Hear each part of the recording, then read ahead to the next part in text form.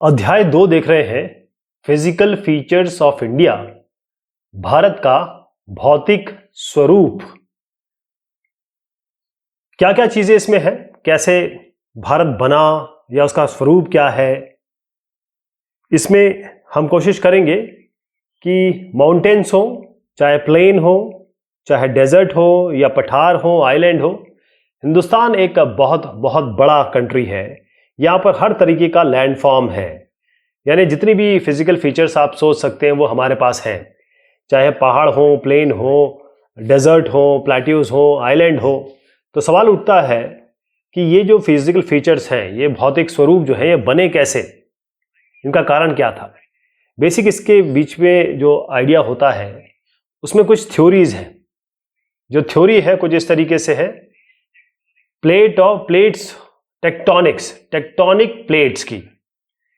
उससे अलावा वेदरिंग होता है, कोरोजन होता है, डिपोजिशन होता है। ये समय से पहले भी हुआ है और ये सतत प्रक्रिया है, हमेशा चलती रहती है, अभी भी चल रही है। फिजिकल फीचर्स कैसे बने, क्या थ्योरी ऑफ प्लेट टेक्टोनिक्स से हम क्या समझते हैं, ये सबसे बिलीवेबल है। ऐसे बहुत सारी थ्योरीज हैं, इसको बिलीव लोग करते हैं। इसकी कहानी ये है कि अर्थ, पूरा ग्लोब, विश्व, ये सात मेजर डिवीजन में था या प्लेट्स में था। ये जो आप नंबर्स देख रहे हैं 1 2 3 4 5 6 7, और इसमें कुछ और पार्ट भी है, लेकिन जो 7 मेजर है, बाकी जो 8वां 9वां 10वां देख रहे हैं वो माइनर थे। इसका मतलब ये है कि ये सारे के सारे बड़े बड़े इलाके थे, इसको हम प्लेट्स कहते हैं। यहां पर मेजर प्लेट्स कौन कौन से हैं?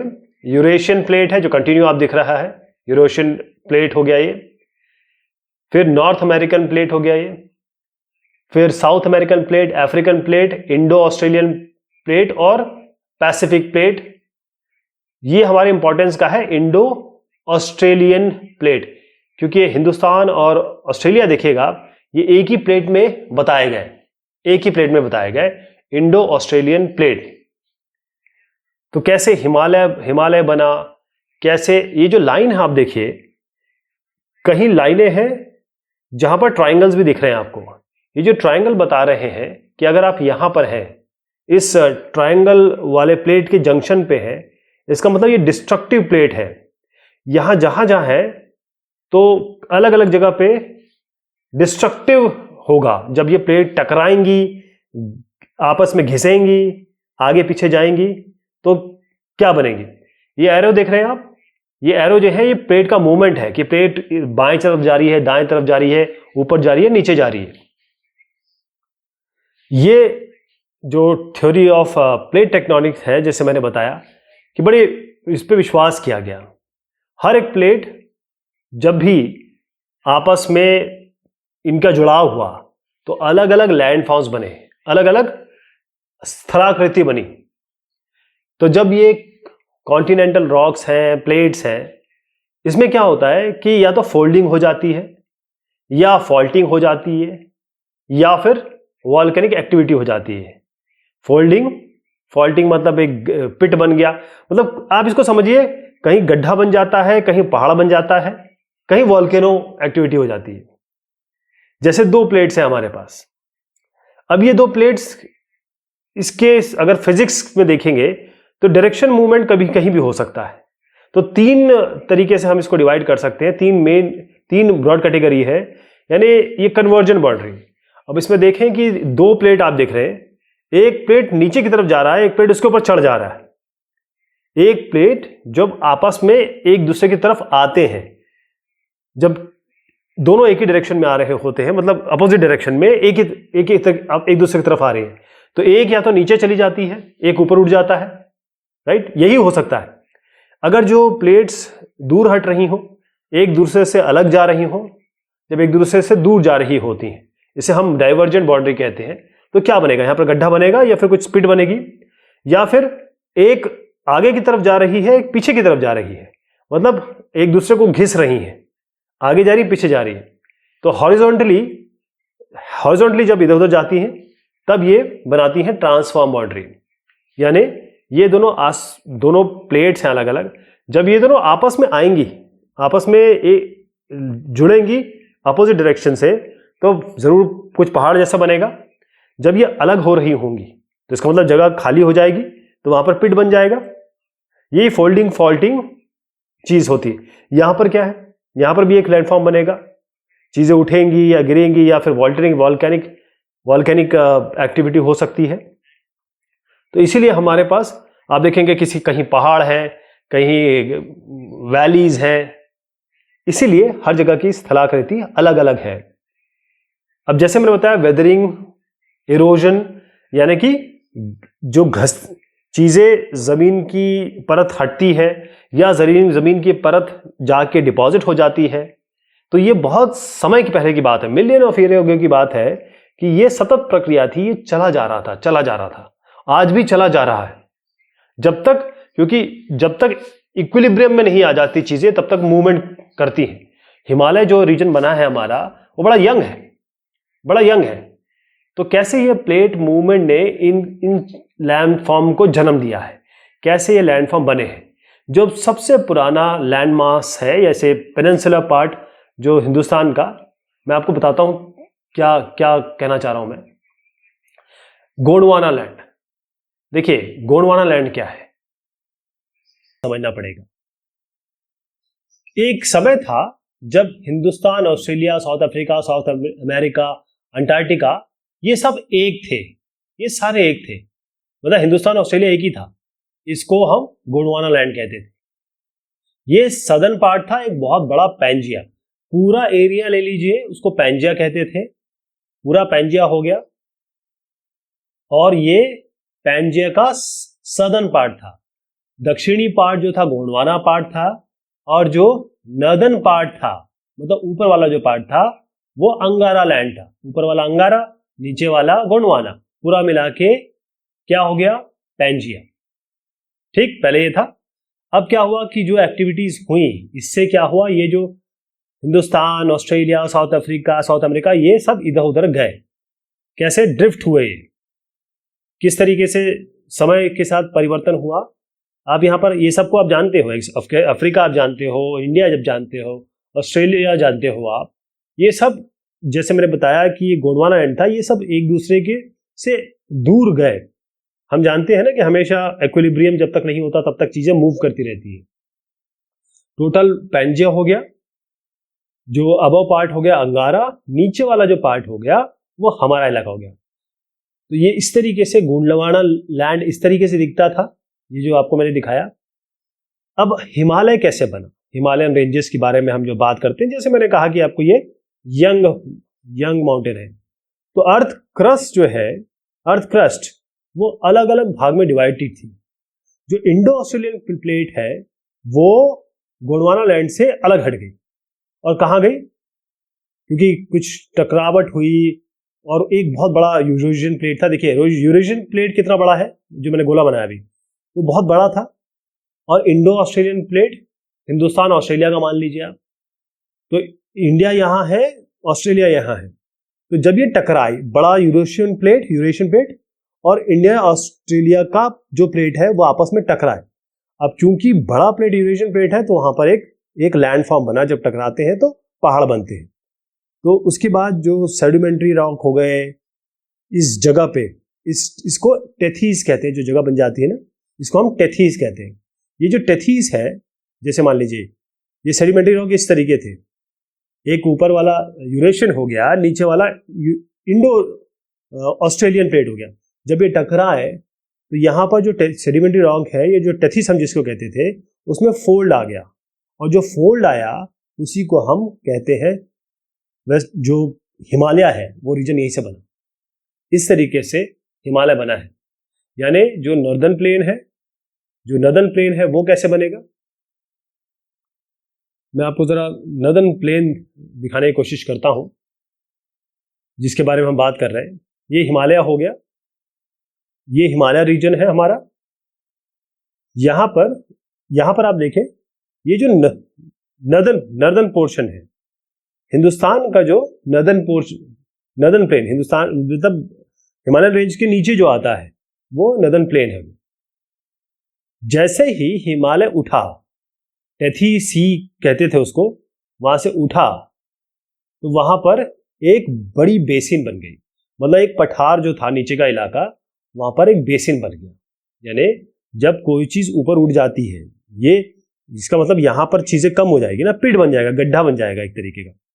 जब आपकी जमीन उड़ गई किस जगह पे, मिट्टी वहां की ऊपर चली गई, तो बाकी जगह पे थोड़ा सा एक पिट बन जाएगा, एक बेसिन बन जाएगा। तो ये जो सेटलिंग जो उस माउंटेन के उठने से जो एक सेटलिंग बनी, एक जो इलाका बना, जिसको हम लार्ज बेसिन पिट कहते हैं। फिर धीरे धीरे धीरे यहाँ मिट्टी विट्टी भरने लगी, गड्ढा था लेकिन मिट्टी विट्टी भरने लगी। तो ये जैसे आप देखें ऊपर बहुत सारी नदियां थी, वो जब आती थी तो मिट्टी यहाँ जमा कर देती थी, तो इसको धीरे धीरे भर गया है।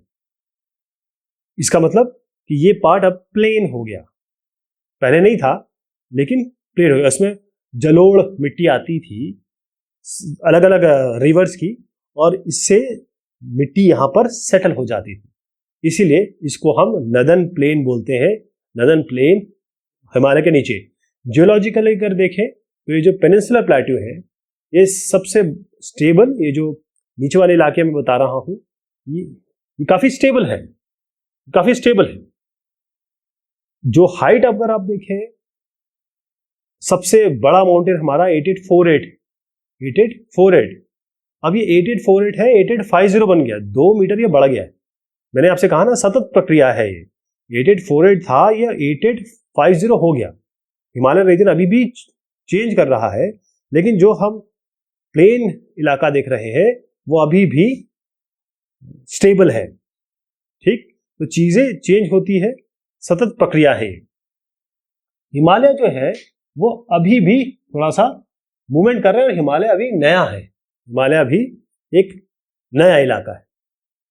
ठीक, इसलिए हम ये देखते हैं कि इसलिए हम उसको नया नया कहते हैं। हिमालय माउंटेन ध्यान रखिएगा, ये अनस्टेबल जोन है, अभी भी चेंज हो रहा है, यूथ है, ये यंग है। ठीक, और इसके अलावा मैं आपको बताता हूं कुछ ऐसी चीजें जो आपको समझनी होगी। गोंडवाना लैंड, जैसे मैंने आपको बताया कि जो एक पूरा सुपर कॉन्टिनेंट था, जो पेंजिया था, पूरा सुपर कॉन्टिनेंट एक पेंजिया था, उसका एक पार्ट अंगारा था, एक पार्ट गोंडवाना लैंड था, इसीलिए हम गोंडवाना में आते हैं।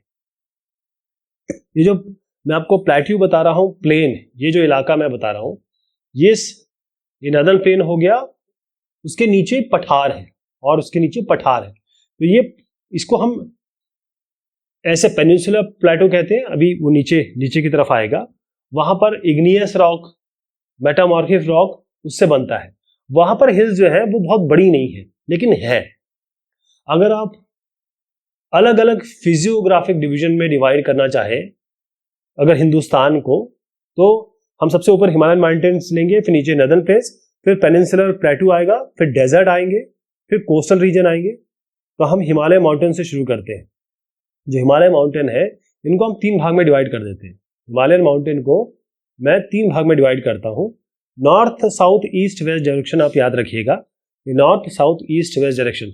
जब भी मैं नॉर्थ ईस्ट की बात करूंगा तो मैं इस डायरेक्शन की बात कर रहा हूँ। ठीक, डायरेक्शन थोड़ा समझना पड़ेगा, क्योंकि यहां सारी चीजें डायरेक्शन बात की है। तो हिमालय जो है, हिमालयन रीजन कहेंगे इसको हमने जैसे अभी बताया कि काफी यंग है, और ये किस तरीके से बने हैं, प्लेट के टकराने से बने हैं, और ये नदर्न बॉर्डर है हिंदुस्तान के। एक तरीके से ये प्रहरी का भी काम करते हैं, बॉर्डर का भी काम करते हैं। ये जो रेंज है बहुत लंबी जाती है, वेस्ट से लेकर ईस्ट तक जाती है, और इसका डिस्टेंस है 2400 किलोमीटर, मतलब 2400 किलोमीटर ये लेफ्ट से राइट तक जाती है। यहाँ पर हाईएस्ट पीक्स है, हाईएस्ट पीक वर्ल्ड में, पूरे विश्व में सबसे हाईएस्ट पहाड़ है इसमें। मैं जो इलाका बता रहा हूं उसको मैं ऐसे दिखा रहा हूं आपको। ये पूरी रीजन हो गया, यहां से यहां तक, ये पूरा रीजन यहां से यहां तक, सारा रीजन मैं आपको इस तरीके से बता रहा हूं, क्योंकि अब मैं इसको 3 भाग में डिवाइड करने वाला हूं, ये अलग अलग भाग में डिवाइड करने वाला हूं। ये पूरा रीजन हो गया।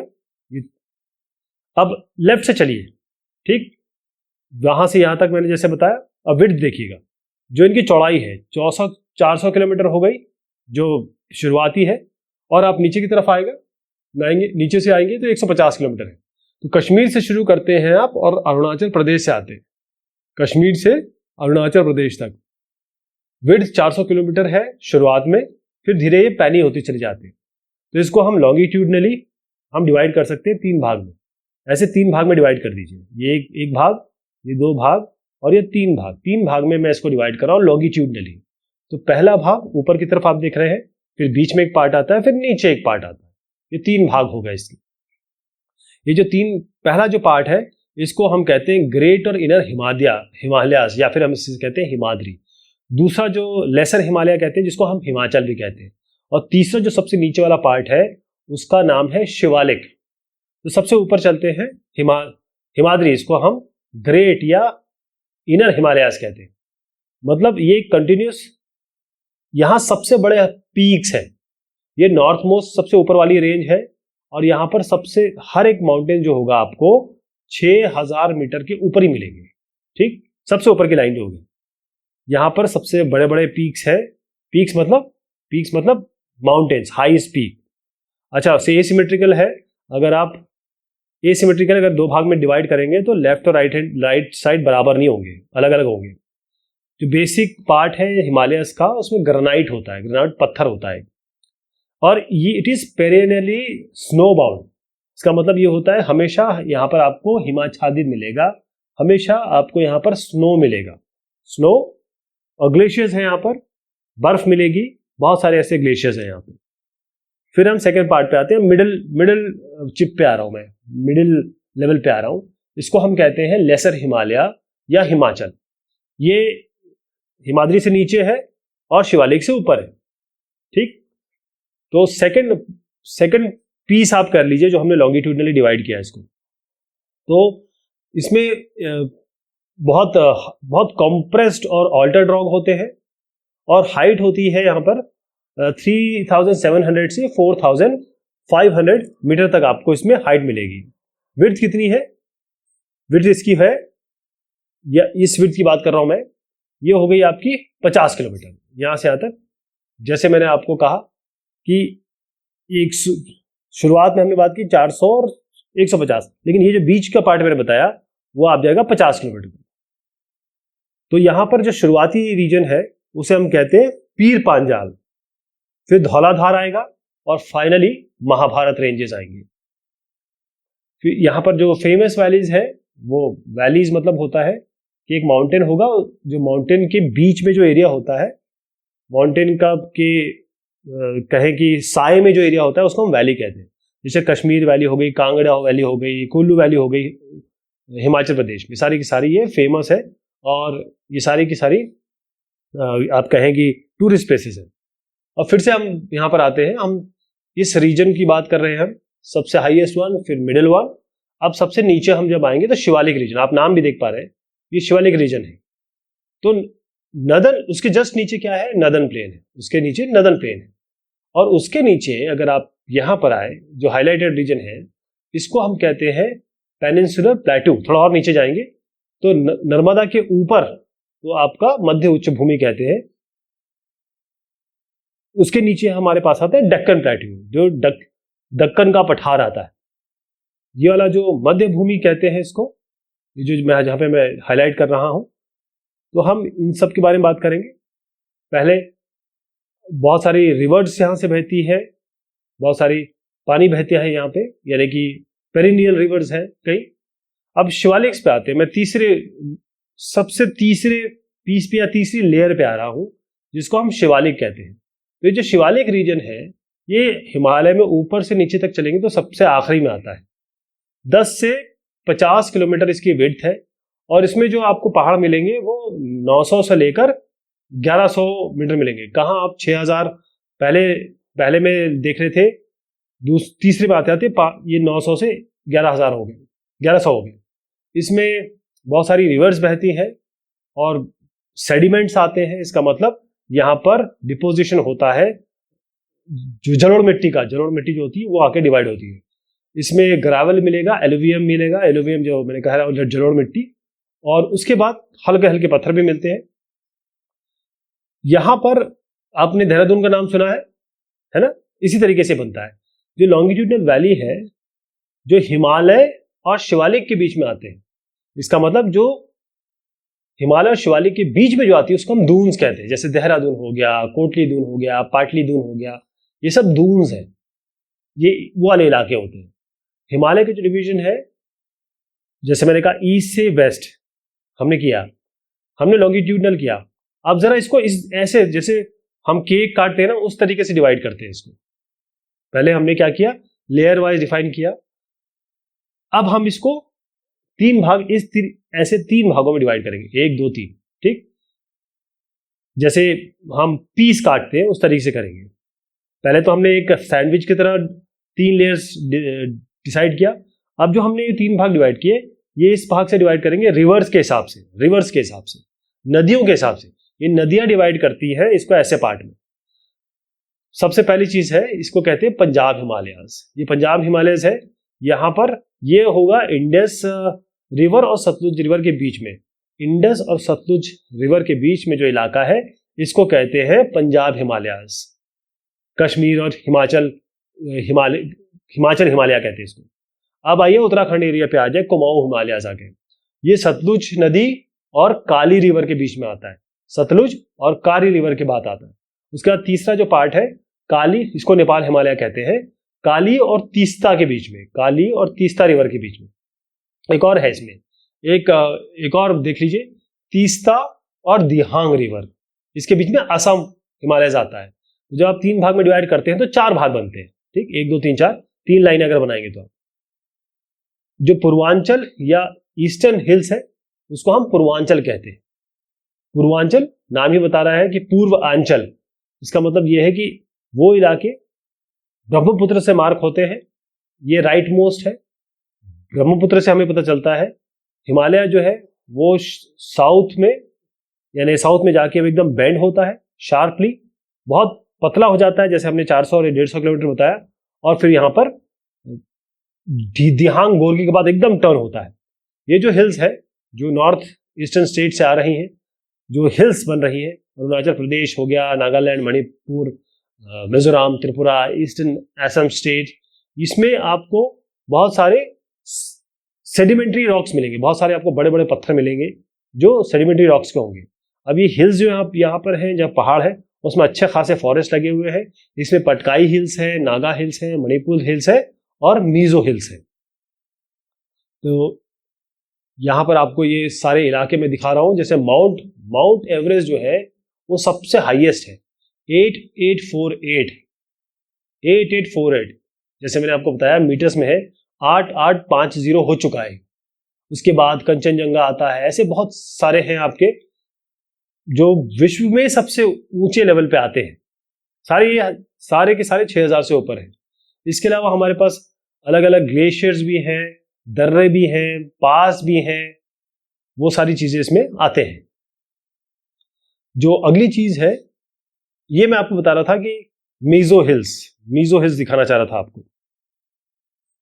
यहां पर बहुत सारी वनस्पति मिलेगी, वेजिटेशन मिलेगा आपको, मतलब ये यहां हरियाली भरी हुई है, रेंज भी है, हरियाली भरी हुई, जैसे पटकाई हिल्स, नागा हिल्स और मणिपुर हिल्स और मिजो हिल्स। अब हम आते हैं नर्दर्न प्लेन्स पे। जो नर्दर्न प्लेन है वहां क्या बन रहा है, जैसे शिवालिक के थोड़ा नीचे आइएगा आप, शिवालिक के जैसे नीचे आएंगे, यहां पर क्या हो रहा है, यहां पर 3 रिवर है, 3 नदियां हैं, इंडस है, गंगा है, ब्रह्मपुत्र है, और उनकी ट्रिब्यूटरीज, शाखाएं। यानी एक नदी जब आ रही है, और नदियां जो है वो एक नदी है, इसमें 2 चीज आती है।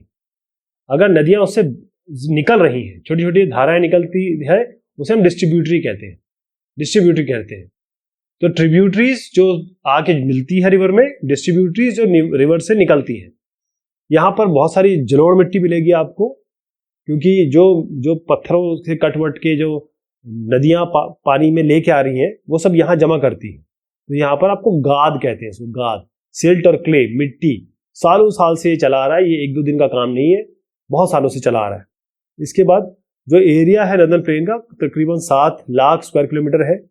जो लेंथ है नर्दर्न प्लेन का वो 2400 किलोमीटर है, और ब्रेड्थ लेंगे तो 240 से 320 किलोमीटर है।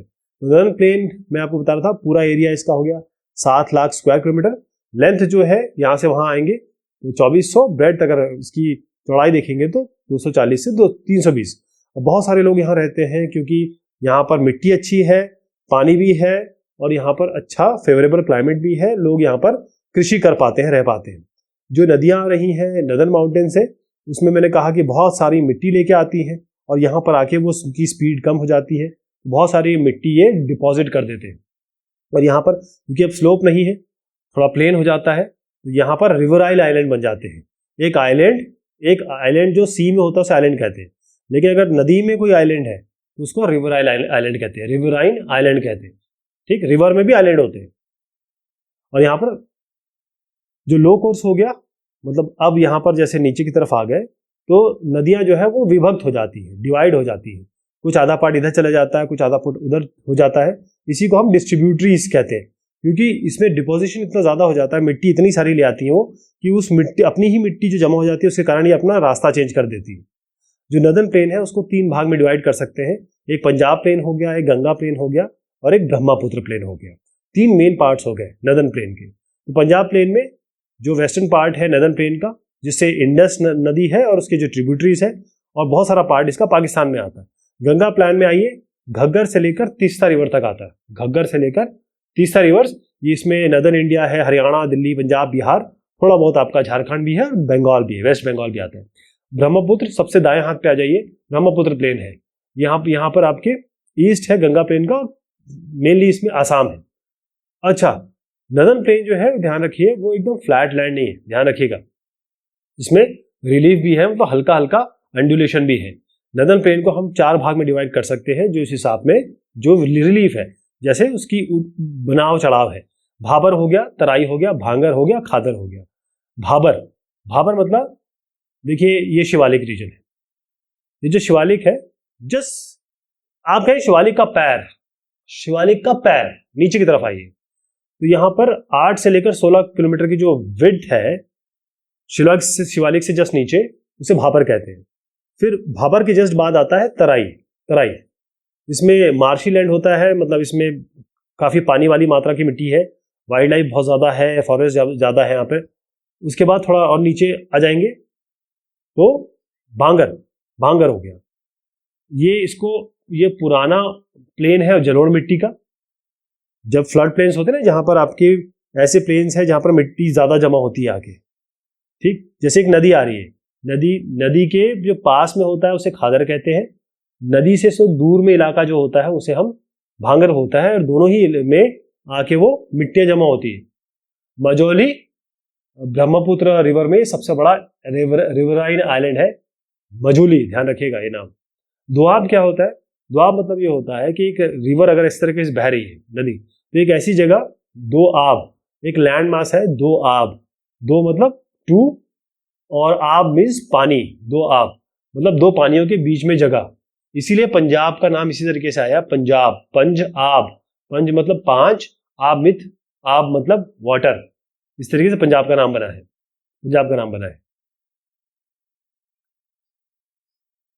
प्लेन, नदर्न प्लेन का एरिया मैं आपको दिखाऊं, ये कौन सा एरिया है।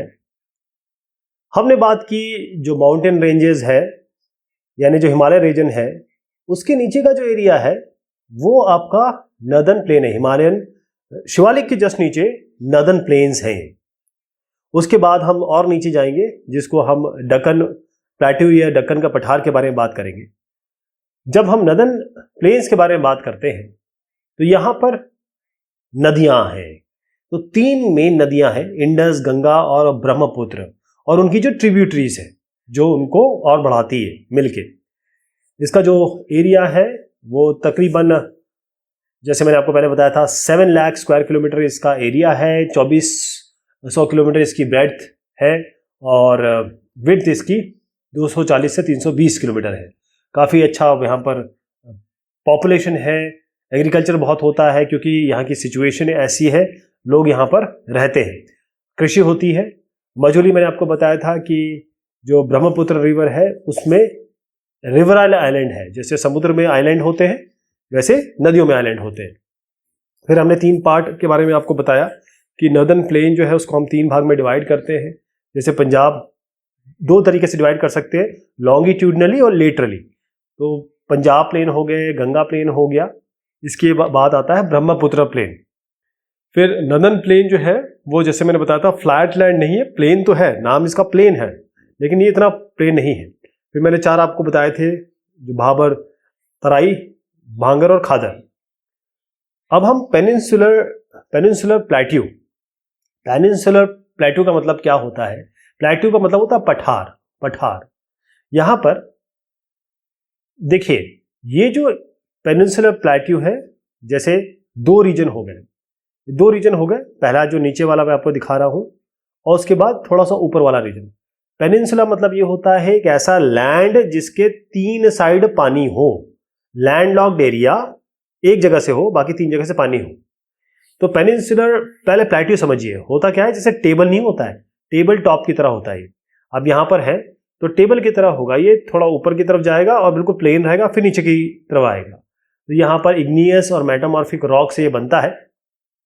और जैसे मैंने गोंडवाना लैंड के बारे में बात की थी, उनके ड्रिफ्टिंग मूवमेंट से, ब्रेकिंग से बना है। इस प्लेट्यू में 2 ब्रॉड डिविजन्स है, एक तो सेंट्रल हाईलैंड्स है और दूसरा है डेक्कन प्लेट्यू। अब जो मैं आपको 2 एरिया बता रहा था वो ये है। देखिए, जो पेनिनसुलर प्लेट्यू में है उसके 2 भाग हैं, ये आपको दिमाग में डालना है कि एक ऊपर का भाग जो है, एक जो ऊपर का भाग है और एक नीचे का भाग है। तो सेंट्रल हाईलैंड्स और डेक्कन प्लेट्यू, दक्कन का पठार। तो जो सेंट्रल हाईलैंड्स है ये नर्मदा नदी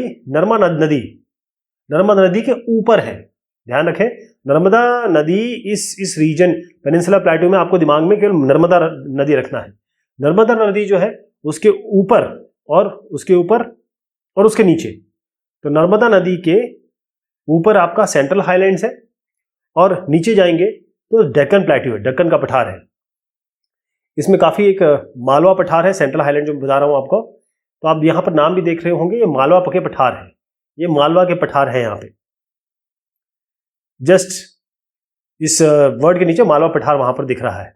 इसमें क्या है, इसके अलावा विंध्यन रेंज है, विंध्याचल, ये सेंट्रल हाईलैंड साउथ और अरावली इसके नॉर्थ वेस्ट में है। इसके यहां पर देखेंगे, ये जो आपको पहाड़ दिख रहे हैं, ये अरावली हो गया, ये आपके विंध्या रीजन हो गए। तो विंध्या और अरावली के बीच में जगह है ये, जो सेंट्रल हाईलैंड्स है वो इनके बीच में है, इन दोनों पर्वत श्रृंखलाओं के बीच में है। इसके बाद इस थोड़ा सा और वेस्टवर्ड अगर आप जाएंगे तो आप देखें यहां पर आपको सैंडी रॉकी डेजर्ट मिलेंगे, जो कि राजस्थान की तरफ हम जा रहे हैं, क्योंकि उस तरफ हम मुड़ रहे हैं। जो यहाँ पर नदियां हैं उसमें चंबल है, सिंध है, बेतवा है और कैन है। इस जगह पे मैं बात कर रहा हूं सेंट्रल हाईलैंड्स की। जरा नदियां भी बता दूं आपको। यहां पर ये जो नदियां मैंने बताया आपको, चंबल हो गया, सिंध हो गई और बेतवा हो गई और कैन। ठीक, तो यहां पर वो देखिएगा, ये इतनी बड़ी नहीं है बेतवा और कैन, लेकिन ये वहां के जगह के हिसाब से अच्छा खासा पानी प्रोवाइड करती है। वाइडर है ये इस जगह पे, जो मैं आपको इलाका दिखा रहा हूं, थोड़ा सा आगे जाके वो नैरोअर हो जाता है, मतलब बड़े से शुरुआत होता है फिर पैना होता चला जाता है। हाइट भी अलग अलग है। जो ईस्टवर्ड एक्सटेंशन है इसको हम कहते हैं बुंदेलखंड या बघेलखंड। झांसी के आसपास का जो एरिया, झांसी, मुरैना, भिंड, ये सब आपका बुंदेलखंड इलाके में आता है, बुंदेलखंड। फिर है बघेलखंड। फिर उसके बाद एक छोटा नागपुर प्लेट्यू है। छोटा नागपुर जाइए, थोड़ा और उसकी तरफ आ जाइए आप, जहां पर हमारे बहुत सारे मिनरल्स वगैरह मिलते हैं। छोटा नागपुर का जो पठार है, थोड़ा और ईस्ट में जाएंगे, एक्सटेंशन। फिर यहां पर आपको दामोदर नदी यहां पर दिखाई देगी। तो यहां पर और थोड़ा सा दाएं तरफ जाएंगे, ये सब सेंट्रल हाईलैंड्स में आते हैं। ये इलाका आपको आइडिया लग गया होगा कहाँ की बात मैं कर रहा हूँ। अब मैं नीचे आता हूँ, नर्मदा के नीचे आ जाइए, जिसे कहते हैं दक्कन का पठार। तो ये एक ट्रायंगुलर शेप कह सकते हैं इसको, एक ट्रायंगुलर, देख रहे हैं ट्रायंगल बनाया हमने, एक ट्रायंगुलर लैंड मास है। यहां पर नर्मदा से शुरू होता है और नीचे की तरफ आप जाते हैं, नीचे की तरफ थोड़ा पैना होता चला जाता है। जब आप नीचे की तरफ आएंगे, जो सतपुड़ा रेंज है, पहले तो नॉर्थ पे देखिए, सतपुड़ा रेंज है यहाँ पे, महादेव, कैमूर हिल्स और माइकाल रेंज, ये इसके ईस्ट के एक्सटेंशन है, मतलब ईस्टर्न पार्ट में है। अगर वेस्ट में देखेंगे तो थोड़ा उठा हुआ है, ये हाइट इसकी थोड़ी ऊपर है। उसके बाद उसकी जो स्लोप है वो जेंटली कम होती है, इसलिए जो नदियां हैं वो बाएं से दाएं की तरफ बहती है। यहाँ पे ये जो नदियां मैं बता रहा हूँ, क्योंकि ऊपर लेफ्ट वेस्ट में ऊपर है, दाएं में नीचे है, इसलिए मैंने जो भी यहां पर से शुरुआत होती है नदियां इस जाके बे ऑफ बंगाल में गिरती हैं जाके। एक्सटेंशन अगर इसका देखें डेक्कन पठार का, अगर आप नॉर्थ ईस्ट में भी जाएंगे, थोड़ा नॉर्थ ईस्ट में भी आगे बढ़ता है। यहाँ पर आप मेघालय की तरफ आ जाइए, करबी अंगलोंग पठार है यहाँ पर, और नॉर्थ चाचार हिल्स है यहाँ पे। यहाँ पर एक फॉल्ट है बीच में, एक छोटा नागपुर से एक छोटा फॉल्ट मैंने आपको बताया था ना, एक थोड़ा सा वो पोर्शन जो पत्थरों के घिसने से बनता है, तो फॉल्ट उस यहाँ से एक सेपरेशन होता है छोटा नागपुर से। इसका 3 इसकी जो हिल्स है वेस्ट टू ईस्ट में, उसके मैं नॉर्थ ईस्ट की बात कर रहा हूँ, गारो, खासी और जैंतिया हिल है यहाँ पर। जो पेनिनसुलर प्लेटो का एक डिस्टिंक्ट फीचर क्या है, यहाँ पर आपको काली मिट्टी मिलती है, डक्कन ट्रैप कहते हैं इसको, काली मिट्टी। तो ये नॉर्थ, साउथ, ईस्ट, वेस्ट, तो वेस्टर्न घाट की तरफ आ जाइए। वेस्टर्न घाट क्या हो गया, और ईस्टर्न घाट दाएं हाथ हो गया। तो ये वेस्टर्न घाट हो गया, ये वेस्टर्न घाट, और यहां की तरफ दाएं की तरफ आपका ईस्टर्न घाट आ गया। ये जो वेस्टर्न और ईस्टर्न एजेस है आपके डेक्कन प्लेट्यू के। तो सवाल बहुत पूछा जाता है कि भाई आपको वेस्टर्न घाट और ईस्टर्न घाट के बीच में आप अंतर बताइए, क्या अंतर होगा वेस्टर्न घाट और ईस्टर्न घाट में। मैं आपको फिर से बताता हूं कि नॉर्थ, साउथ, ईस्ट, वेस्ट ले लीजिए। जब भी हम ईस्टर्न घाट की बात करते हैं तो हम दाएं हाथ की बात कर रहे हैं, ठीक, दाएं हाथ की बात कर रहे हैं।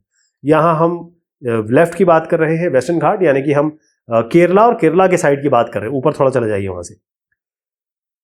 तो शुरुआत करते हैं। पहली चीज ये है, हम वेस्टर्न घाट की बात कर रहा हूं।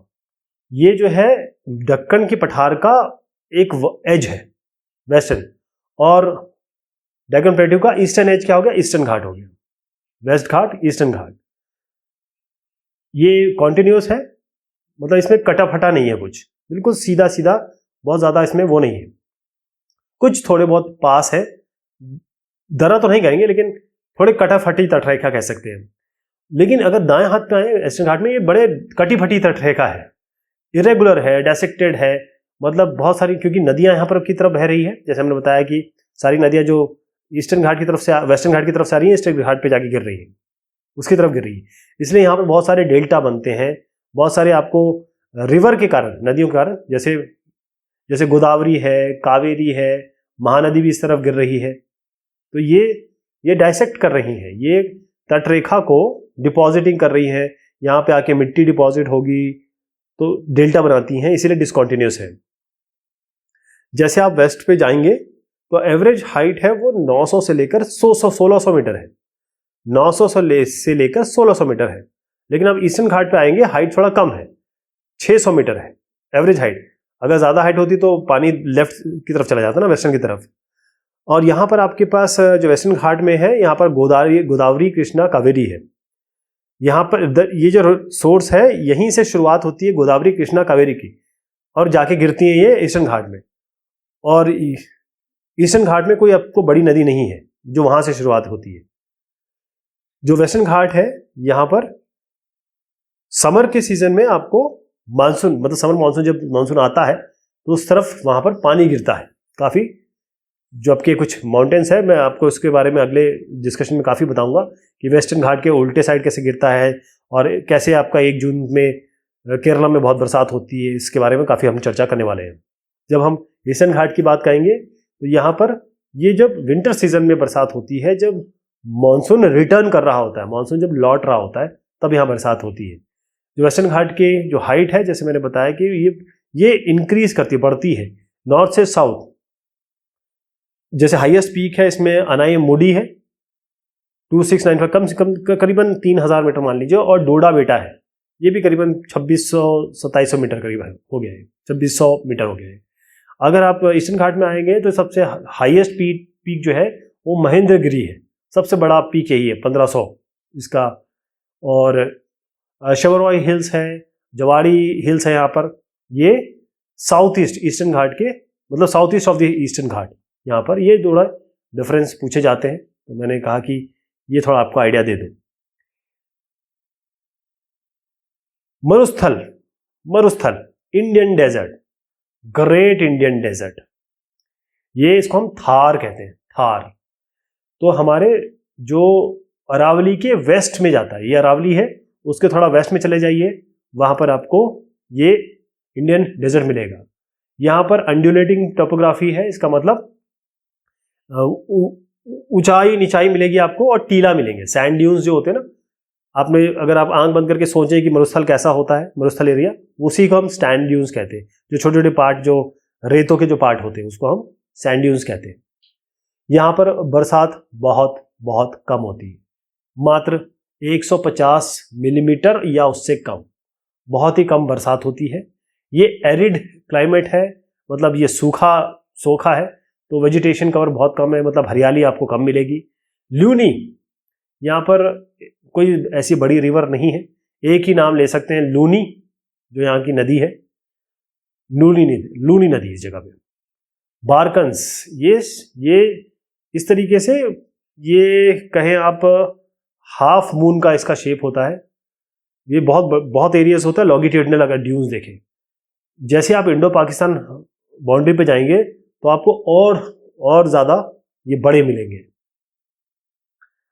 अब आते हैं जो कोस्टल लाइन है, समुद्री जो तटरेखा है हमारी, यहाँ पर पानी और ज़मीन, समुद्र और ज़मीन की बात मैं कर रहा हूँ।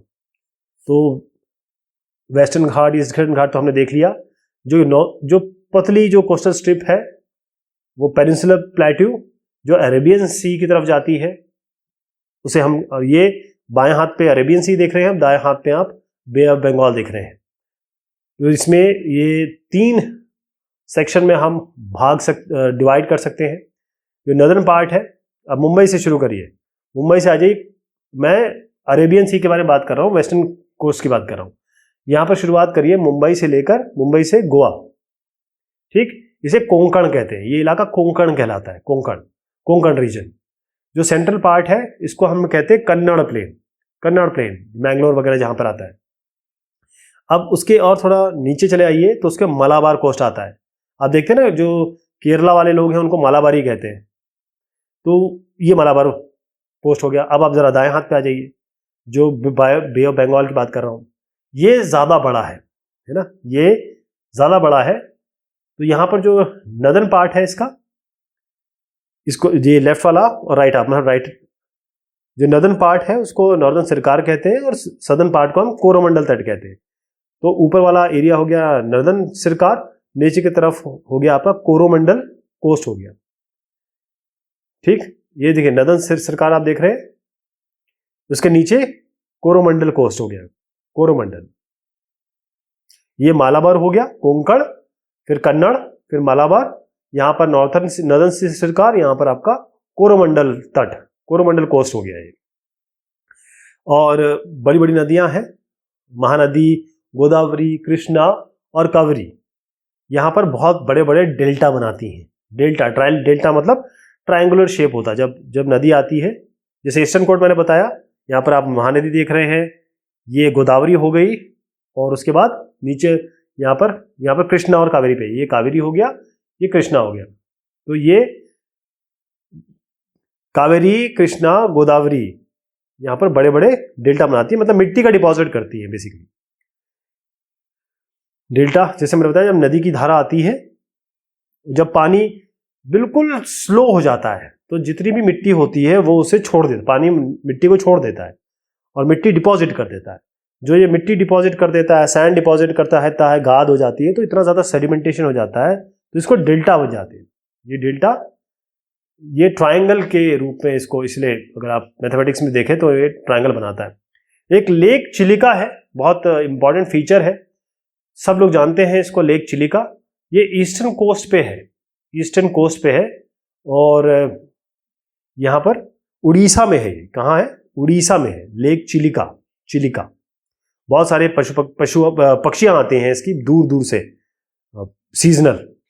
अब हम आइए लक्षद्वीप पे बात करते हैं। लक्षद्वीप आइलैंड है, अरेबियन सी जो केरल के पास में है। लक्षद्वीप इलाका ये अरेबियन सी में है, केरल के पास में ही है ये लक्षद्वीप। हिंदुस्तान का एरिया है, यूनियन टेरिटरी है, ठीक।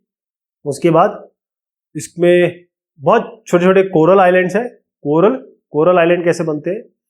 इसमें होता यह है कि कोरल पॉलिप्स होते हैं, ये माइक्रो ऑर्गेनिजम्स होते हैं जो रिलीज करते हैं, जो छोड़ते हैं और धीरे धीरे कैल्शियम को छोड़ते हैं, और फिर जब वो उनका देहांत हो जाता है, मर जाते हैं, तब वो एक बड़े बड़े स्ट्रक्चर्स बनाते हैं। जब बहुत सारे मरते हैं तो एक कोरल्स बनाते हैं, सफेद कलर का होता है, गड्ढे होते हैं उसमें।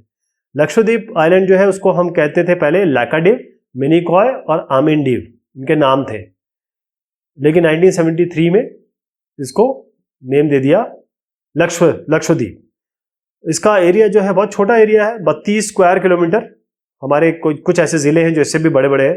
कवरत्ती आइलैंड ये इसकी एडमिनिस्ट्रेटिव हेडक्वार्टर है, लक्षद्वीप। क्योंकि लक्षद्वीप यूनियन टेरिटरी है तो इसलिए कवरत्ती इसका एडमिनिस्ट्रेटिव हेडक्वार्टर है। जो पिट्टी आइलैंड है, यहां पर लोग रहते नहीं है, ये पिटली आइलैंड है बेसिकली, हिंदी में इसको पिटली कहते हैं।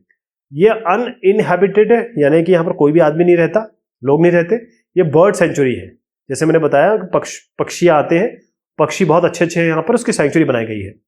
अब दाएं हाथ पे आ जाइए, अंडमान निकोबार आइलैंड्स। ये बहुत लंबी चेन है और कहा जाता है 200-250 से ऊपर इसमें आइलैंड्स है, और बहुत सारे में लोग नहीं रहते। बहुत इलोंगेटेड है, आप देखें कहां से कहां पहुंच रहे हैं, डिस्टेंस बहुत, इसको कंपेयर करें अगर हमारे लेंथ से, बहुत लंबा डिस्टेंस है यहाँ पे। और एक लैटिट्यूड है 10 डिग्री। ये जो 10 डिग्री है ये अपर पार्ट और लोअर पार्ट जो है उसको बराबर में डिवाइड करता है। अंडमान को 10 डिग्री लैटिट्यूड ऊपर और नीचे भाग में डिवाइड करता है। अच्छा, ये अच्छे मैंने जैसे बताया 300 से ऊपर आइलैंड्स है इसमें, कहीं तो एक्सप्लोर्ड भी नहीं है अभी तक।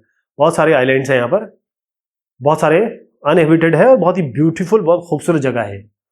जो आइलैंड्स है इसमें, इसको दो हम भाग में डिवाइड कर सकते हैं। अंडमान जो नॉर्थ में है, निकोबार जो है साउथ में है। ये जो आइलैंड है इसमें सबमरीन माउंटेन्स है। सबमरीन मतलब होता है ऐसे माउंटेन जो पानी के अंदर ज्यादा है, ऐसे माउंटेन्स। अगर आप इस अंडमान निकोबार में जाएंगे तो आप देखेंगे बहुत सारे जो होंगे इस तरीके के होंगे। अब ये जो इतने अलग अलग फिजिकल फीचर्स हैं, जो स्खलाकृति है, भू आकृति है, इतनी अलग अलग क्यों है? मैंने जैसे बताया आपको, हमको माउंटेन है, रिवर है, ग्लेशियर है, हर चीज हमारे पास है। जो माउंटेन है वो वहां से पानी आता है, वहां से वो फॉरेस्ट वेल्थ है। जो नॉर्दर्न प्लेन्स है वो ग्रेनरीज है, खाद्यान्न वहां उगता है, वहां सारा खाना पीना हमारा गेहूं चावल वहीं उगता है मोस्टली। फिर जो प्लेट्यूज, जो आपका पठार की बात कर रहा हूँ, खासतौर पर छोटा नागपुर और जो दक्कन का पठार है, यहाँ पर बहुत सारे मिनरल्स हैं, खनिज यहाँ पर मिलते हैं, और इसीलिए इंडस्ट्रियलाइजेशन इतना हुआ है हमारे देश में।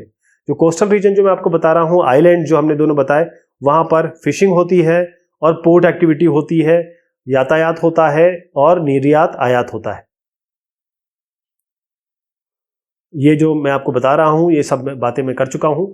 अच्छा, एक चीज और बता दूं कि जब अंडमान निकोबार आइलैंड में जाते हैं आप, तो वहां पर हमारे पास पूरे हमारे देश में एक ही एक्टिव वॉल्केनो है, ज्वालामुखी है। एक ही वॉल्केनो है जिसका नाम है बैरन आइलैंड। ध्यान रहेगा, बैरन आइलैंड, बैरन आइलैंड, बैरन आइलैंड।